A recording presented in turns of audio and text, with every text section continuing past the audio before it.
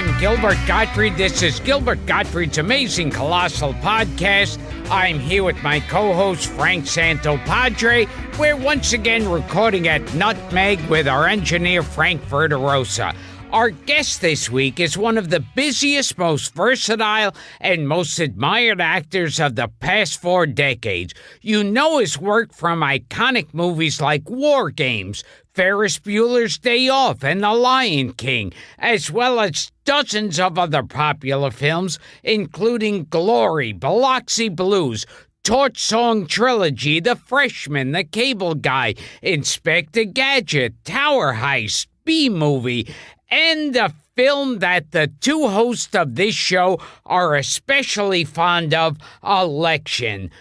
Notable TV appearances include Frasier, Saturday Night Live, 30 Rock, Modern Family, Louie and the Jim Gaffigan Show, as well as made-for-TV movies like The Music Man and A Life in the Theater. In a career spanning 35 years, he's worked with icons like Jack Lemmon, Marlon Brando, Neil Simon, Dustin Hoffman, Anthony Hopkins, Mike Nichols, and Sean Connery, to name but a few. But there's more. He's also a busy and celebrated stage performer who starred in hit shows such as Brighton Beach Memoirs, It's Only a Play, The Odd Couple, Nice Work If You Can Get It, How to Succeed in Business Without Really Trying, for which he won a Tony Award as Best Actor, and of course the timid accountant, Leo Bloom, in Mel Brooks' The Producers. Please welcome to the show a fellow admirer of the great Sidney Lumet and a man far too famous and successful to be appearing on this podcast, Matthew Broderick. Thank you. Thank you for that lengthy introduction. Yeah. That was a 2-pager. Yeah, you can leave now. That was basically... So that's it?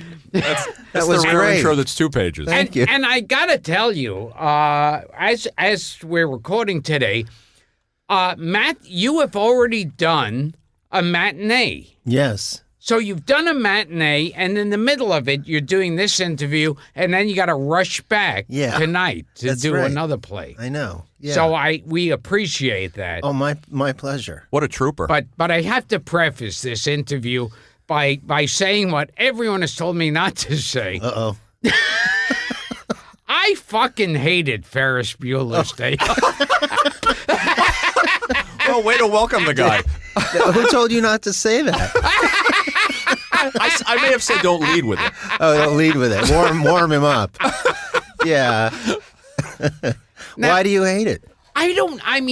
Like we had Peter Bogdanovich on this show. Yeah. His mother saw... Do you like Paper Moon? We do. Yeah. Yeah. His mother had seen Rebel Without a Cause. Yeah. And she hated it. And she said that it idolizes, like, just Right. everything young people do is great. Yeah. And old people are idiots. Right. I hate that kind of movie, too. Yeah. I know what she means. Yeah. Now, what is interesting is you now, as an adult Yeah. and a married man with children, Yeah. what do you think of both the movie and the character Of Ferris Bueller? Ferris Bueller. Well, I like, unlike you, I like the movie. Fuck you, I Fuck don't. you too. You could say fuck on this show? Yes, Yes, it's yes. internet. That's Blow great. job, anything. Really? Wow. It's loose. For the home viewer, I'm blushing. Yeah, yes, he is. I can attest to it. I love that movie. I hate young people too. I know what you mean.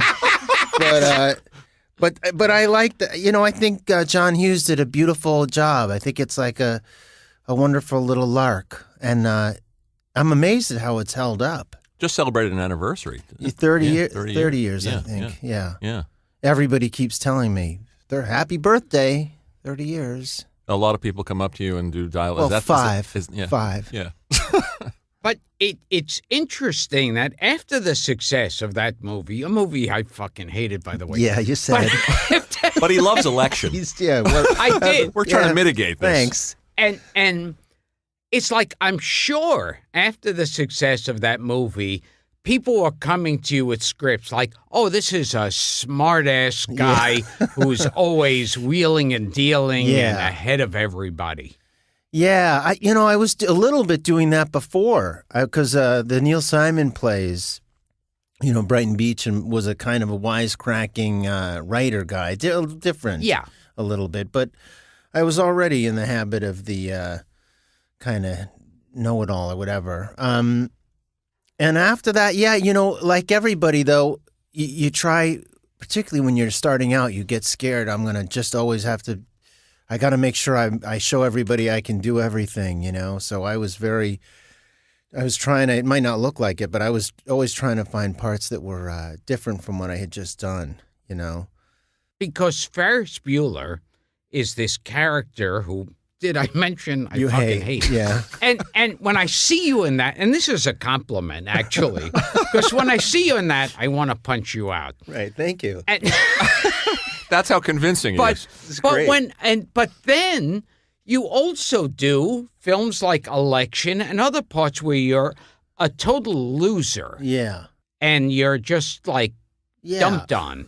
And I believe that when you do it. You do? Yeah. That's a brave part, Jim McAllister. Jim McAllister. I love that part. I love that book. I read it. I just laughed when I read it. Tom Perrotta.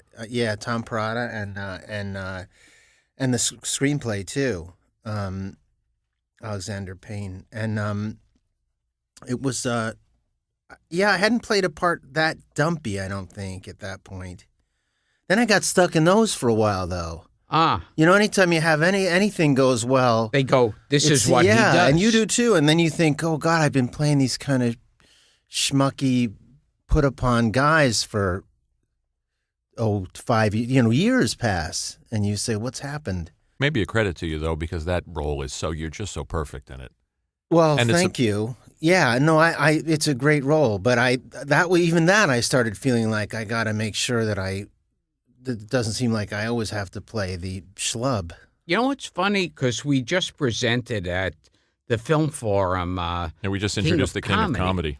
Yeah, and Election. Jim Taylor wrote the screenplay. For some reason, my brain is my good friend. He's like one of my closest friends, and I had the honor of interviewing him. My brain went out. Yeah, Jim Taylor. I find a correlation between the two because I said like, Roger Ebert. Wait, which movie did you just say? I'm sorry. Election. No, but which? King of Comedy. King of Comedy. Okay. Roger Ebert said of King of Comedy that it's frustrating to watch and uncomfortable to remember, but it's effective. Yeah. And I get that feeling with Election. Like it's it's not exactly an entertainment in some way. No. Yeah, it's sort of painful. High squirm factor. Very much. Yeah, that's true. That's a good point. And I definitely feel that with King of Comedy too. Yeah, like nothing happens the way you want it to in that movie. That's what Gilbert said about the King of Comedy. Yes. It takes you there and it doesn't give you the payoff. Just even being Jerry Lewis's character and it just looks so unpleasant. Just being chased through the streets and his cars that he's in and his glasses look uncomfortable. That moment in Election where you're sipping, I guess it's a shake or it's an ice cream soda or something at the end. Oh, at the end. You do the build up. Yeah. Where you gradually go from forgiveness. Yeah. To who the fuck does she think? And you throw you run after it. It's just. That was a reshoot too. That's really? not the original ending. That was shot months later. It's so effective. Because that shows in the film like a movie that you'd feel happy with. Yeah. You'd go, I'm not angry at her and I've gotten over it. I've grown. Yeah. I've learned something throughout this film. Yeah. He learns nothing. Yeah. Really. We did an episode about it. We did a mini episode about Election. And on this show, we talk about how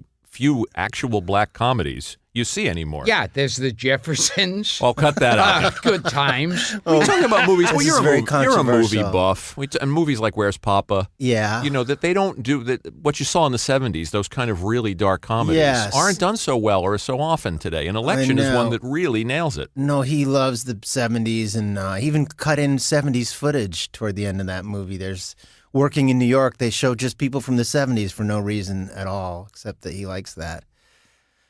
You know, I don't know if this is amusing, but the scene where I threw the soda Yeah. or the Slurpee or whatever at the car, we did one take, and Alexander Payne said, when you run, because I throw it and then I chicken out and run because the car stops. I remember. It's great. Yeah. So it stops, there's a close-up, and I turn around and I run.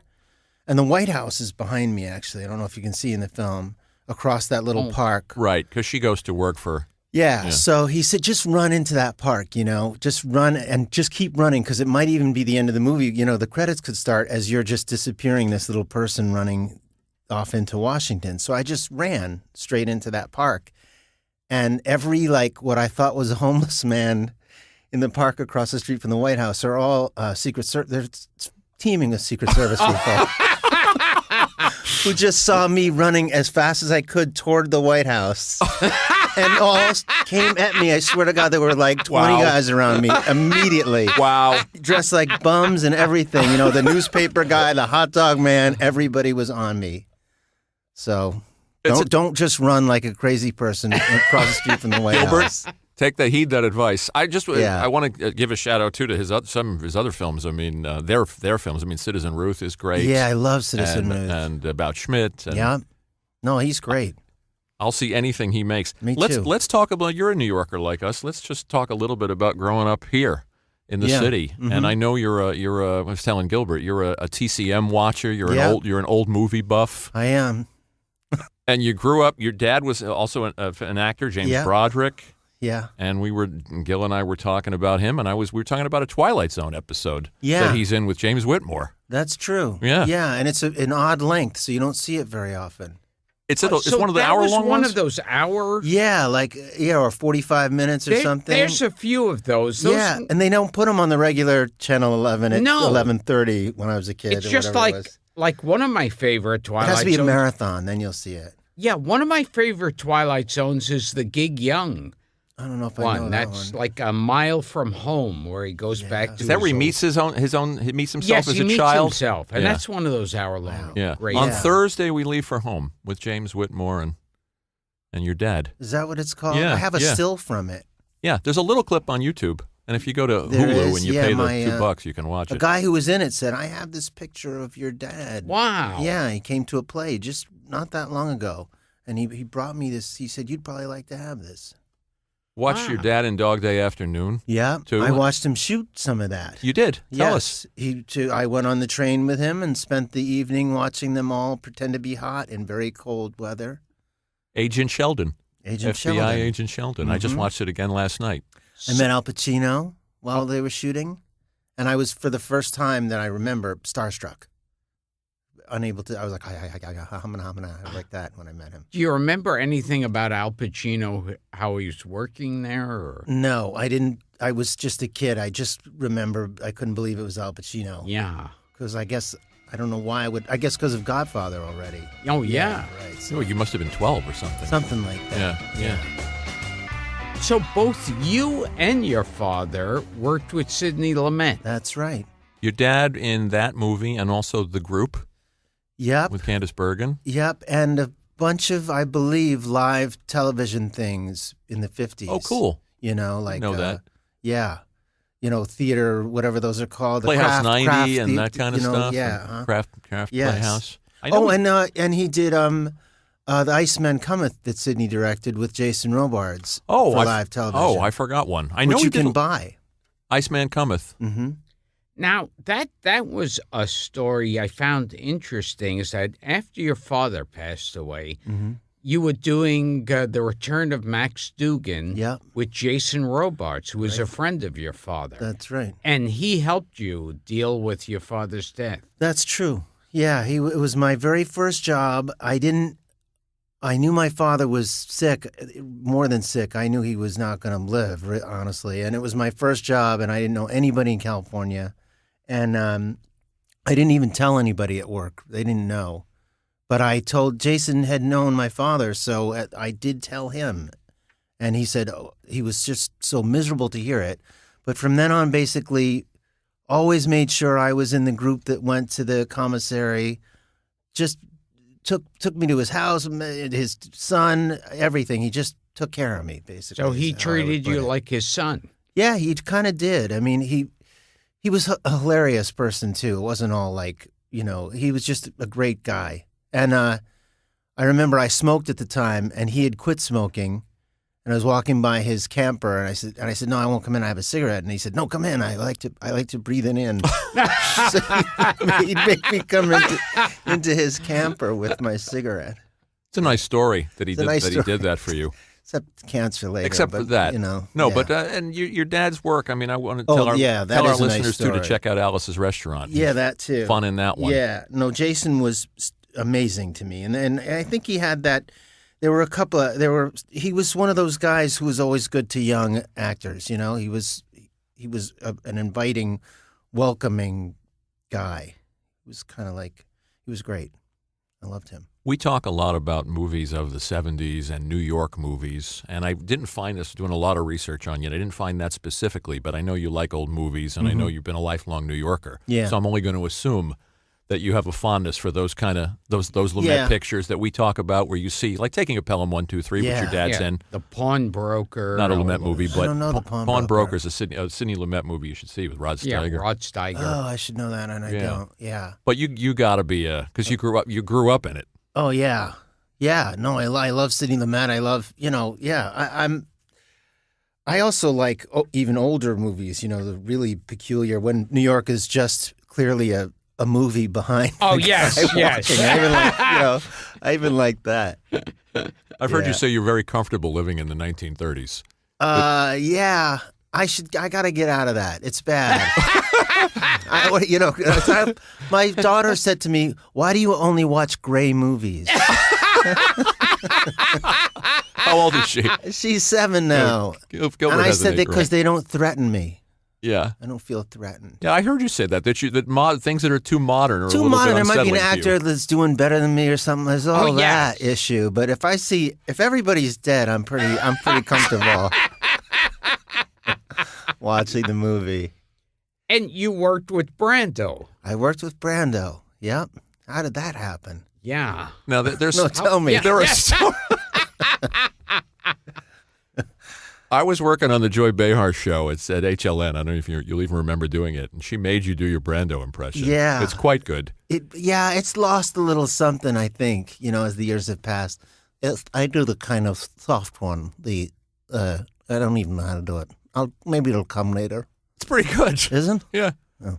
Did he crawl into the room? Was he late for the first meeting with you and Bergman? And he was late. Yes, we were all rehearsing. We had been rehearsing in the director's hotel suite, or no, it was an apartment actually, a furnished apartment, and he was a little late. And the whole time rehearsing, even flying to Toronto, I was like, one thing I know is Marlon Brando is never gonna be in this movie. I never thought for a second. And they were like, "You want to be in this movie with Marlon Brando?" I said, "Right." And then J. Orbach comes and whatever. I understand. And they were like, "No, it's Marlon Brando's coming. That's it." He said yes, and I never thought it was true. But we were rehearsing. He was late an hour maybe or something like that. And sure enough, the doorbell, and we opened it, and he was on his hands and knees because he was sorry, or maybe he was in a prayer. I don't remember, but he was felt very bad in the about velour being sweatsuit. late. And he's wearing, as my memory is, a tan velour sweatsuit, maybe a cowboy hat, and sunglasses. Maybe not a cowboy hat. I'm not sure about that part. Yeah. So he showed up. He did show up, and he rehearsed, and he was very, very charming. Yeah. Now, Brando, in those last years, like the last few decades, it's like I think everybody was afraid he's Brando. Yeah. You don't tell him anything. No. And so he would come up with like the dumbest, most crazy shit in the movies. And they'd be sometimes, let him do it. Yeah, but some of those things are, like there's a little frog in the formula. Yes. I heard he came, that was all him. Yeah. And they were just like, get a frog. And then in Missouri Breaks, I think it was his idea to be in drag. Right. I like that one. I like Did he direct that movie? Arthur Penn. Yeah. I like a lot of his late career choices, though. He's also good in Don Juan DeMarco. That one I haven't seen. Johnny Depp. Again, people are alive in that movie. I haven't seen it. Yeah. Right. We'll try to go back. We'll try to bring up some old ones. Yeah. Ileana Douglas told us some great Brando stuff, too. We had her on the show. She wanted to fuck Marlon Brando, and he was like 600 pounds. She couldn't get over So the fact did she try or what? she wanted to. She wouldn't be alive today to tell the story. She really wanted to. She was so smitten with A him. lot of people did, you know. You said you were gobsmacked by him. Yeah, I I have don't even that know what right? that means, Yeah. but I felt it. Right. Yeah. I couldn't believe it. I could not believe it when I saw him. Never mind what he was doing. Right. But just that it was Marlon Brando. I did a scene with him, and I'd be like, I'm doing a scene with Marlon Brando. I never thought that would happen. Was he using the earpiece by this point? He wasn't putting index cards on your head. No. Right. He had the earpiece, but you couldn't tell, you know, except occasionally. And when he'd have technical problems, you know, once in a while. I'm getting an RF frequency. I can't. And if I put my head here, I don't get it. Did he give you a tip during the ice skating scene? Did he give you You're leading me to something which I don't remember. Okay. Well, maybe tell us about Bruno Kirby then. Oh, Bruno Kirby. Oh, he did give me a tip that I remember. But Bruno Kirby was in that movie too. That's where I met him. Did any of you know Bruno Kirby? I met him at a party once, but I didn't have the he was pleasure the of knowing him. greatest guy. I adored him. Marlon gave me, if this is what you mean, a tip that was actually very useful that I think is a good tip. Yeah, so I think for actors. I said, we were doing a scene and I said, I think I'm not going to sit next to you. I'm just going to stay standing this time. I would like to not sit. Or maybe I wanted to sit. I don't remember. And I thought I had to check with him. And he was like, yeah, I don't care what you do. Yeah, of course. He didn't care at all. And I said, so I'll go tell the director that I'm going to do that. And he said, don't tell the director. Tell the cameraman so he knows. But don't tell the director that. You're just asking for trouble. He'll tell you if he doesn't like it. Which is a minor point, but it's true. They don't really want to be told, can I do this? They'd rather you just do it. And that was a kind of a good lesson for me. Did he give you any tips or advice about acting? No, I mean, I don't remember. Yes, he told me once when we were shooting outside in a convertible and it was blasting sun on me. And I was acting with him. For the viewers at home, I'm squinting right now. And he said, you're squinting in the sun. You stop doing that. And I said, I really can't see if I don't. And he said, stop squinting. It's too monochromatic. I love that. Not sure what that means. I know, but that was my tip. I try not to squint. Tell us a little bit. Great Andrew Bergman, by the way, another terrific writer. Since we're mentioning Alexander Payne, another terrific writer-director. Great person, hilarious person. In-Laws, and he wrote Blazing Saddles with Mel Brooks. Yeah. Oh, yeah, he's amazing. He should be here. We're going to get him. He's speaking at the Writers Guild this month, wanted him July instead of 19th. you. No, you're so sorry. The guy who you hate in Ferris Bueller. Tell us a little something about Bruno. Bruno Kirby was one of these. He was a New Yorker, although he lived in L.A., but he grew up in Hell's Kitchen on 54th or something and 10th, and he was really of that era. Like he lived on a walk-in, the ground level of one of those old tenement townhouse things, and he had stories about being bullied and then getting his uncle's hunting rifle and sitting in the window of the. He'd say the Yankee game was on, and I knew they were coming, but I didn't want to miss I put the radio where I could hear the Yankee game, and I put the rifle in my lap, and I just waited by the door. It's an incredible life he had. And he was the young Clemenza. He was young Clemenza. People forget. Yes, People yes. forget. Yeah, My father and he had too. to speak Italian, which he did not speak. Yeah. So it was all by just Convincing. Yeah. And that movie you did with Dustin Hoffman and Sean Connery. Right. Sidney Lumet directed. Yeah. Now, that was a very odd one because Sean Connery's supposed to be Irish, I guess. It was a little confusing. He was the grandpa He's Jesse. of me, right. and Dustin was me. My father is Dustin, and my grandfather is Sean. So it was hard. It was a tough one to believe. And it was supposed to be that he's Irish, but his son, Dustin Hoffman, is Italian. And his son, I don't know what I was. are Jewish. Yeah. And how did this happen? I don't. I never understood. Dustin It was very Hoffman's character Vito marries a Jewish woman. That's and right, you're but they did raised not Jewish. cast it just to make it a little more confusing. I can't remember her name, but they did not cast. I Oh. kept saying, but she's not at all remotely Jewish. That's strange. You're trying to make this even harder to follow. Yeah. We like that movie. It's a Yeah, very I don't- original, well, different someday movie. you'll explain to me what happened.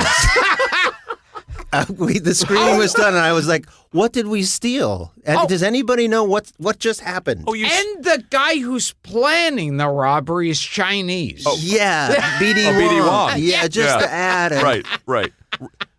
Now, what do you remember about Dustin Hoffman and Sean Connery? Oh, well, they were great. To be cast with them and Sidney Lumet, I was so extremely happy, and I loved shooting that movie. And I'm sorry to make fun of it, but I don't understand the plot. but Wait a minute, you were stealing some kind of formula. yeah, what did Right. it do? I know, and I sort of understand. They re-edited it. It was after that they were Right. like, "See, we fixed it." And I was like, "No," Right. because I don't understand. Good writer, too, by the way, Vincent Patrick, Vincent who wrote The Patrick, who I Pope got of Greenwich to, Village. yes, who I became good friends with at the time. They were very different, Dustin and Sean Connery, very different style. Sean Connery is all business, and Dustin likes to explore, I guess. But they got along, but we were just all very different people. And I got to know Dustin pretty well back then. I hung out at his house and stuff. I used to say to my friend that I wanted to write a book called They Called Me Pal, because I always had these kind of celebs who would take me in for a little while. But I never wrote the book. You got time. They Called Me Pal. That's fun. You got plenty of time. Yeah. And so, You might be in it now. even If after you the call Ferris me Bueller pal. thing? Yeah, no, actually, you're out. Yeah. You're out. He came to you first, I understand, Sidney Lumet. He cast you first before he went to Hoffman and Connery. That's usually how it would go, isn't it? Yeah, well, No, I don't remember. Originally it was supposed to be De Niro, Sean Penn, and Brando, as I recall. How about that? Wow. And that turned into Sean, Dustin, and me. And in real life, you're an Irish Jew. I am. So in a sense, I thought I was kind of made sense because I had this Scottish grandfather right. and a Jewish mom.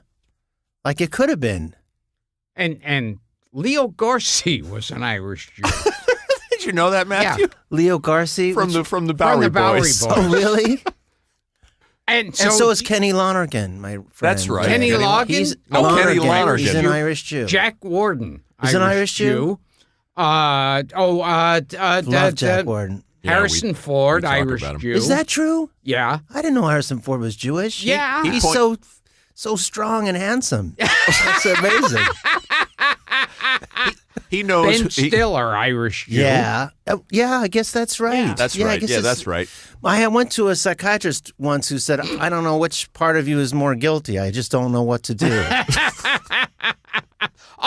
Harry Potter. Is that right? Daniel So it's a Radcliffe? Yeah, thing. he's an Irish It's Jew. actually a thing. My wife is half, English. She's an half English, half Jew.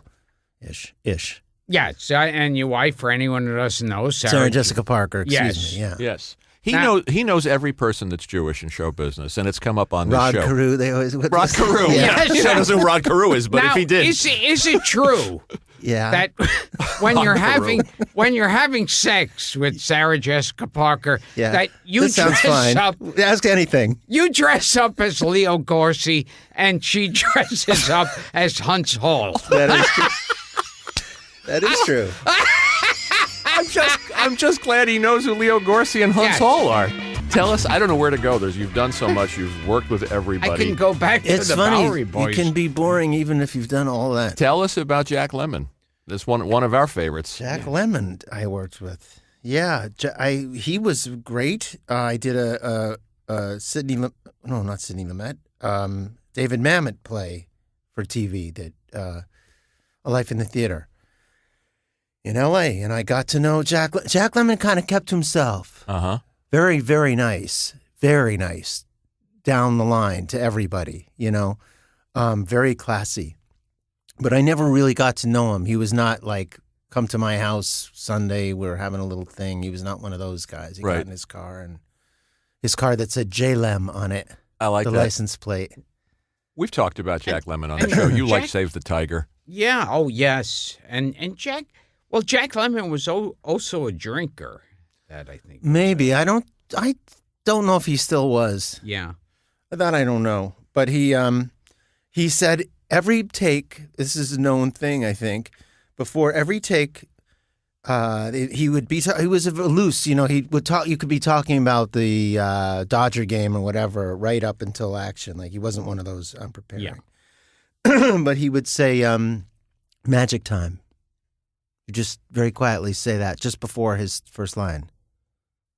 Oh, I love that. Yeah. It's like Scheider and all that jazz when he Does he saying do that? Showtime. Well, he said Right before. every time. It was like a tick, like he couldn't help it. He'd be like, yeah, I don't know if they're going to trade. If Pinella comes over, action, magic time. And then he'd start to Wow. sing. So it was like a talisman or like a Yeah. good luck thing. Yeah. You have a favorite Jack Lemmon performance? Because we have a lot of them. Oh, there's so many. He has such an admirable career, I think. You know, the range of things that he was able to do is amazing. The great directors, one after another, worked with him, you know. Billy Wilder. Of course. I guess probably the Apartment Yeah. would probably be my favorite. It's great. Yeah. It's great. But I mean, I could name, there's so many. I even like him in broad stuff. I mean, we've talked about Blake Edwards, the Great Race, which if you've never seen, I have he seen. chews the scenery. Yeah, he can be very, very broad. Yeah. Yeah. But he's fun to watch. Usually. Always fun to watch. You And what I can else did you criticize talk him about? a teeny bit. Yeah, No, I don't sure. think I should. Sure, Yeah. go ahead. No. Yeah. No, he's not broad. Yeah, he can do everything. That man could.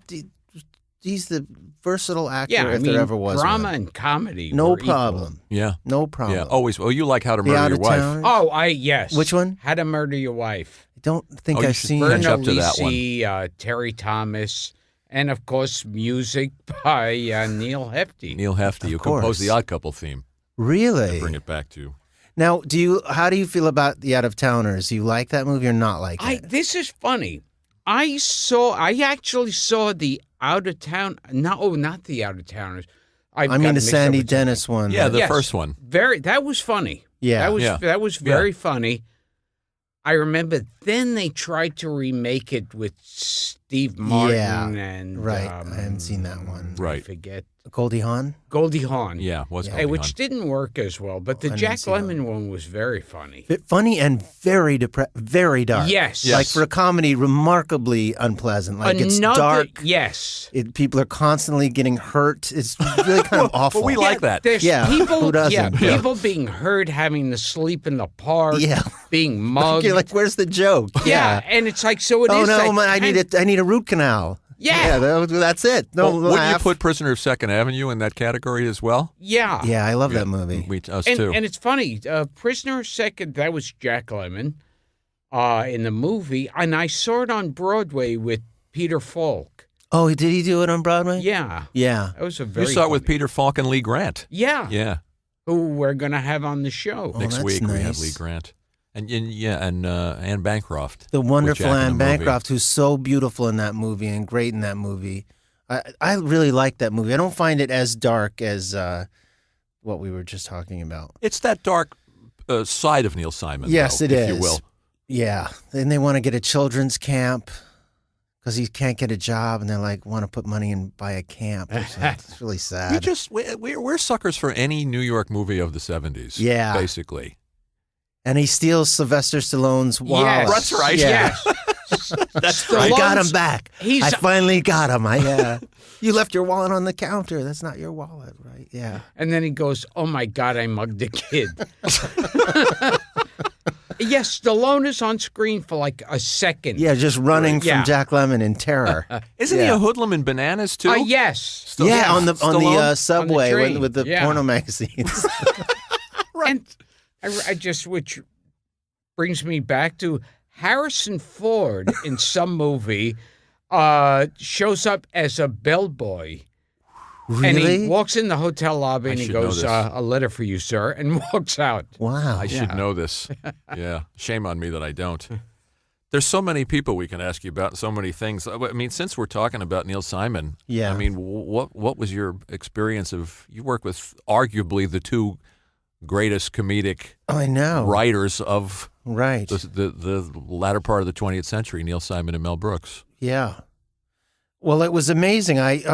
Neil Simon, I was just starting, and I auditioned for his play, Brighton Beach Memoirs, and I read for the casting director a couple of times, and then eventually I stood on a Broadway stage, and I knew that Neil Simon was out there, and I could see him. Maybe shook his hand, could see his glasses out in the house, And he was so famous at that time that I remember thinking, like, I was surprised it was a man.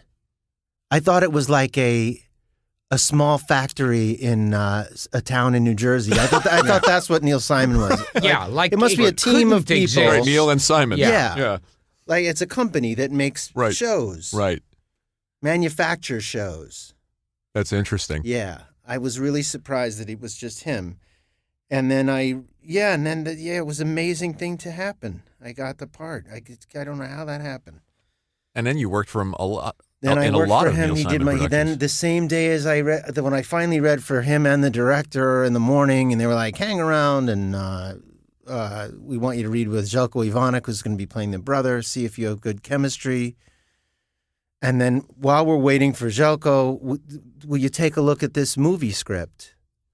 And I looked at it, and they said, will you read some of it? And I said, I have to leave, but I'll come back. But I was lying because I wanted to cheat, and I did. I went and got coffee, and I read as much of the script as I could so that I'd have a little. But I came back, and I sat with the director, Herb Ross, in the audience of this Broadway theater, and we read every scene of the screenplay together. Then I went back on stage and did the play scene again with Željko Ivanek. I'd been there by at this point, many hours. And when I was leaving, the casting director said, you had a good day. And I was like, did I get that movie? And she said, yeah, both. Wow. Yeah. Oh, my God. And I had Torch Song. So that had made a difference. But I really walked out of that theater with my first movie and a lead in a Broadway play. So what was it like walking down the street, real high? Very surreal. I was floating. I was like a cartoon character. I don't know what I didn't really know what to think. I went to get some food with Željko, who was going to be playing the brother. And I said, I guess I'm in it, they said. So they can't take it back now, right? And he said, no, I don't think so. And then we went to some diner, and I remember at the payphone, I called my father and told him. And he was flipped out with excitement. And he was already sick, too. And until when I heard him go, oh, my God, are you serious? Oh, my God. He was like that, I had not released any of that. But when I heard him do it, I was like, wow, this must be good news. Well, a veteran actor, right? He knows he was very excited. But I was sort of too stunned or something. I didn't know what to make of it. Well, and you'd had the negative experience first, right? With No Small Affair? Yes, I had one of the worst. Yeah, I was cast in the lead in a movie opposite Sally Field, Martin Ritt. They had both won Oscars. Yeah. Great Martin Ritt. I auditioned again a million times. They were like, I remember leaving, and I overheard Sally Field say, he's perfect. He trips all over himself. Oh, wow. So, which I didn't love hearing that, but okay. And I got I didn't trip. But I got the part, and nobody seemed to be getting along all that well while we were shooting, and I could just sense the little tension, and then the tension sort of came at me a little bit. They'd say, no, that's not, do it again, open the door. And the guy yelling. I'd never been yelled at by a director. I got yelled at a little bit. Then I got to the Central Park, where my little camper was, and they were like, well, we have a little delay in shooting, but hang out, and then more delay, and then I was playing catch with some of the crew. There was a football or something, and then they were like, go home. And then the next day they were like, don't come in, Marty's not feeling well. And a few days later, my agent called and said, are you sitting down? This was 2 weeks into shooting, and he said, it's over. The whole movie's canceled. It's never happened. You're getting an insurance thing. So did you think at that point you should get a job in a pizza store or something? What I really thought was, well, obviously, since I got that, I'm going to be fine. I'll get another one. Oh, okay. But I then started, but I was wrong. I I mean, I didn't really think that. I was like, I think my career just ended and I'm 19 is what I thought, which was sort of true because then I would go read for things and be like, I'm the guy from No Small Affair. And they'd be like, yeah, that doesn't matter. And I just was right back. Like nobody cared about me or liked me at all. Like I auditioned for a summer stock version of House of Blue Leaves, this monologue that this kid, he's going to blow up the Pope. There's this long, famous speech. And I was like, even though it's just 2 weeks in the Berkshires, I'm going to work hard on it. And I did. And I got through a quarter of a paragraph and they said, thank you, get out. Oh. And I was like, God damn, I'm nothing. I was really, that was one of the lows. For some reason, that audition, I cried in the elevator. Because I was like, it's added up to nothing. Right. I would read for like a director that knew my father, and he'd be like, no. Like I could not get a part. Things changed. Things changed because of Torch Song Trilogy, which was not something everybody was like thinking would do that. It was a little play in a little theater, and Harvey Fierstein liked me and hired me. And then that play became like a sensation. So that's once that happened, then you're reading for Neil Simon and you're the guy from that play that everybody's talking about. And then everything is 100 times easier. That's what did it. It's inspirational because there you were at 19 thinking it's over. Yeah. And you had not even begun to turn the corner. Yeah, it's inspirational and lucky, and you never know what the hell that you lose a part you really want and it made you free for something else. I mean, careers are just bizarre, aren't they? They are. You wind up down a different road than the one you thought you were going down. And one thing we have in common is we're both Disney characters. That's true. Oh, you guys are in a fraternity. Are you? Are you in Lion King? I'm in Aladdin. You're in Iago Aladdin. the parrot. Uh-huh. And you're in Lion King. I'm adult Simba. Yeah. I like saying that because I like that I'm adult Simba. Sounds like an encounter Adult group. Simba. That's my name, Adult Simba. I am adult Simba, and I'm an alcoholic. Yeah. I didn't tell my mother that yeah. Oh, that's funny. Yeah. I ate a zebra that I shouldn't have. I remember, I forget what it was for, because I remember I've run into you at voiceover sessions. Yeah. Because I'd be doing something, you'd be doing something. And I once heard a story that they said to you, well, you're going to be playing the father of this character, and so you got to work on a voice for it. Yeah. And you said, well, what about my own voice? And they said, oh. I don't remember that. That's funny. I do remember auditioning for like a commercial and doing it, and they were like, you don't sound like you. Yeah. I was in the booth and I was like, well, that can't be true. I know it's me, so this has to be sounding like me because I am me. So there's no way that It's so funny. They're like, well, I remember hearing a story that they got Peter Lorre to do a voiceover one time. And they say, we want you to say, hello, it's Peter Lorre. And he goes, hello, it's Peter Lorre. And they said, no. Hello, it's Peter Lorre. And he goes, hello, it's Peter Lorre. I said, no, still not good enough. He couldn't do a good Peter Lorre imitation. I guess that was my problem, yeah. Well, what do you want to talk about? We can talk about Christopher Walken. We're watching our time because Matthew has to go, and he's going to be on stage in a little bit. Just want to give you a couple of choices on the questions. A little bit about Christopher Walken. I wanted to ask about Christopher Walken, too. Yeah, and Biloxi Blues. And you guys watched it again last week. You guys are a great team. Yeah. Funny and scary.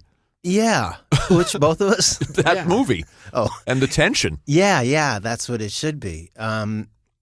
He's one of my favorite actors, Chris Walken. I've worked with him twice. And I've seen him, and I'll always see him when he's on stage, and I love him. He's one of my very favorite actors. Now, Christopher Walken, I heard he's done he's shown it a few times, like in Pennies from Heaven, But dancing. he really wanted to be a song and dance man. Yeah, and I believe he was one. I think he was a hoofer Yeah. for a time. He was a trained. I think he was like a chorus guy, or an ensemble guy, as Yeah, they would because say. in Pennies from Heaven, he's Oh, terrific. that's the greatest scene. Yeah, isn't he? Isn't he great in that? He's unbelievable. He's great in the Anderson tapes, which I think is his first movie. I know, that's another Sidney Lumet. Yeah, Yep. and I just always love him, and I loved working with him. He's just the most, and he's so tuned in to you and generous. Loves talking about a scene, and always made me feel good. Like there's some actors who just make you feel like he just wants you to be good. Makes it so much easier. He's a wonderful actor. What do you got, Gil? Nothing. I don't want to talk to you. Yeah, I don't blame you. You want to talk? I'm sick of you guys, if that helps. Speaking of your friend Kenneth Lonergan, Yeah. Another terrific movie, and Yeah. and you're not in it all that much, but you can count on me, Yeah. which Yeah, he's the I've greatest. talked about on this show, and I just saw Margaret, Margaret, which yeah. I know had a tortured path to the That screen. had a tortured path, and he's got one called Manchester by the Sea coming in the fall, which is Oh, good! I'm glad he's directing another feature. it was the darling of Sundance, which usually means That no one will nobody ever see. Yeah, it. that's gone.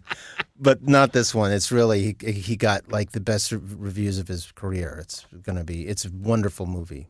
That one. Now, I want to tell our listeners too: check out Margaret, Yeah. and You Can Count on Me. Yes. Which is just pitch perfect. Yeah. And I heard you were saying that a lot of times people stop you in the street and ask how your wife is doing. Yeah. Or they just say, "I like your wife." So thanks. Thank you. Thank you very much. I've also had people just say simply, "Are you Sarah Jessica Parker?" Those people don't usually, their English isn't their first language sometimes. Excuse me, are you Sarah Jessica Parker? That's hilarious. I never know what to say. Yes, I am. Yes. Who are you, if I may? Yeah. You want to talk about Mr. Brooks, who turned 90 yesterday? God. Melvin Kaminsky? Melvin Kaminsky. Well, he's just, I wish I could. I got to know him pretty darn well, but I haven't seen him in a while. He lives in L.A. That man is a genius. I grew up on, the 2,000-Year-Old Man. Maybe you did too. Sure. I'm like a million of us who Sure. fell asleep with the headphones Oh, on. yes. Were you a comedy Like, I know album it fan by- in general? yeah. Yeah. And that one I knew backward and forward. 2013 was the one I had first. So. Mhm. And I had the record of Young Frankenstein. I mean, they would make records out of a movie. Oh, Sure, we sometimes. talked about that on the show. Yeah, I know that by heart. So to me, when I was a kid, Mel Brooks was. Oh, my God. I remember I went to see my father who was shooting Family at 20th Century Fox. I remember that show. It's a good show. And there was. Your father was picked, I think, the New York Critics or something as the best. Oh, TV Guide Oh yeah. picked him as one of the greatest fathers. Oh, of that's all time. nice. That was a sweet Yeah. show, Family. Yeah. Yeah. He was great. He was Yeah. good in real. He was a good real dad too. Mostly. So I have a few criticisms, but there was a parking space that said Mel Brooks. They would. Yeah. I don't know if they still do it. They would paint the name to have your own space at 20th Century Fox. You'd see Gene Wilder, Mel Brooks, Dom DeLuise, or whatever. It was just it was amazing. Yeah.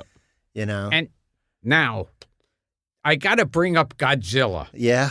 Why? Okay. Are you gonna? Do you like that one? No. Okay. No. Oh, God. It's all right. What was your opinion of Godzilla? Well, I thought it was pretty. I thought it was pretty good. Got some good in-jokes. Well, Yeah. it's one of those movies where they destroy everything. I like those movies. yeah. I didn't see what the problem was, but and Roland Emmerich, the director of it, is a very good friend of mine, and everybody worked very hard on it. I don't know, and it made a lot of money too, and it got beat up, and I don't know. Yeah. I tried. Maybe I'm not the right. For your listeners at home, I'm now gesturing, running, He's while gesturing, looking running. over my shoulder in fear, which is maybe I'm not good at that. Little trivia: the fisherman, Ralph Manza, the guy the little old man that put he's in the trailer that throws the water in and then the big thing comes out of the He's water. also the guy who plays Hitler in the cafeteria scene, the commissary scene in Blazing Saddles. Right? Yeah. Oh, wow. Little trivia.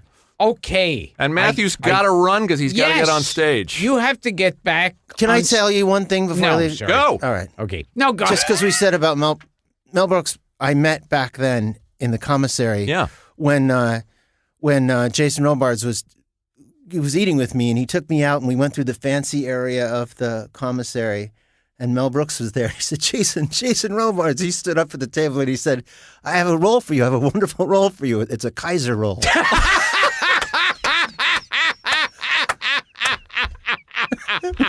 That is great. And then he said, no, I'm kidding. We love you. We love you at the right price. You remember those jokes? Because I'd never seen Mel Brooks in person. When I saw you guys in the producers and Nathan pulled out am I wrong that he was doing a little bit of an homage to Burt Lahr and Jackie Gleason and Lou Costello? Yeah. I know he's a showbiz historian. He pulled sure out is. Burt, and Ed Wynn. Everybody was in that of course, performance. Zero Zero himself, Yes, of course. And various dramatic roles. He put anything. We'd been in it a long time. We started just doing whatever play we felt like doing. Keep yourself amused. Yeah. Right. Yeah, that was great. We barely scratched the surface with this man. Well, because I'm so old and I've done a lot. Right? 35 Thank years. you for your lovely comments about Ferris Bueller. Thank you for that. But I never had that happen before. Like I said, Yeah. I hate you in Ferris Bueller because I hate Ferris Bueller. Oh, I get hate you. him. Yeah, that makes sense. But I believe you. So I did as a good job being that hateful person. I believe you as this total smartass, obnoxious kid, and I also believe you as these loser right. characters. That's a good. I'm being complimented. And I know. I mean, it really You are. is. Both characters. I go, Right. oh my God. Yeah. I'm feeling it both ways. So you are a fine actor. Thank you. And now we have to go. Hi, this has been Gilbert. The man has to go. He's still working. So I'm wrapping up. This has been Gilbert Gottfried's Amazing Colossal Podcast with my co-host Frank Santopadre, and we have been talking to the Irish Jew, Matthew Broderick. Hi, Shaman B. Shalom. Yeah.